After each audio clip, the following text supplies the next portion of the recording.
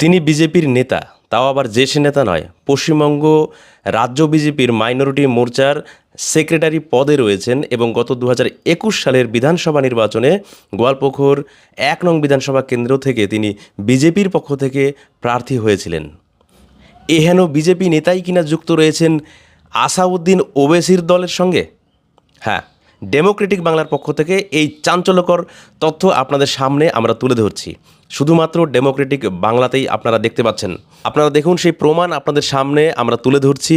এই গোলাম সরওয়ার বিজেপির নেতা, তিনি কিন্তু AIMIM যে দলটি রয়েছে, রাজনৈতিক দল আসাউদ্দিন ওবেসির রাজনৈতিক দল, সেই দলের সঙ্গে, সেই দলের গ্রুপে তিনি কিন্তু যুক্ত হয়েছেন এবং তিনি কিন্তু সেখানে নিয়মিত পোস্ট করছেন।